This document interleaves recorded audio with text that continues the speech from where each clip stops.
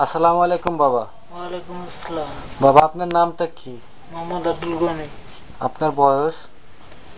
72। আপনার গুরু কে ছিলেন? হযরত সুলাইমান শাহ চিশতি।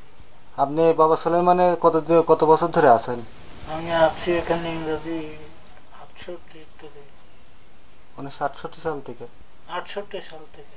আচ্ছা, আপনার তার আগে কে কোন খাদেম ছিলেন? তার আগে ছিলেন ওনারা মারা গেছে।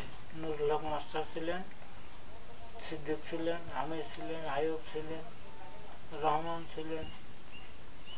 আচ্ছা, আপনি বাবা সুলাইমান সম্বন্ধে কি জানেন একটু আমাদেরকে জানাবেন? এই তো আমি বেশি পারবো না। আপনি যা জানেন আপনার খাদেম আমি অনুসারে। অসুস্থ ছিলাম। আমি অসুস্থ হওয়ার পর আমি এখানে আসি। আমি ম্যাট্রিক পরীক্ষা দিই ইংরেজি 67 সালে। তখন আমার ব্রেনের সমস্যা হয়, তখন আমাকে এখানে দিয়ে যায়।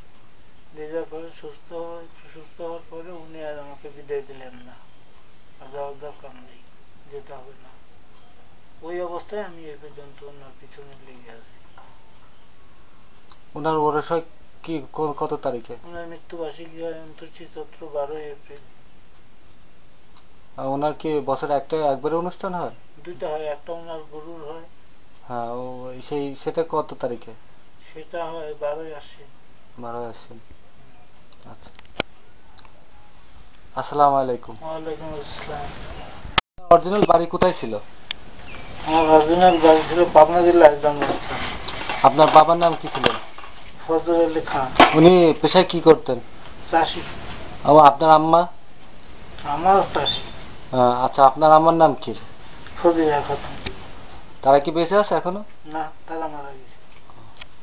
আপনার ছেলে মেয়ে আছে? আমি সংসারিক না। ও, আপনি মারা গেলে পরে আপনার এই গুরু দায়িত্বটা কাকে দিতে চান? দিতে চাই, তারা এখনো সঠিক হয়নি। তারা পরিবেশ দেখি, বয়স অল্প তো। তারপরে সর্বসাধারণের মধ্যে দায়িত্ব দিয়ে যাব।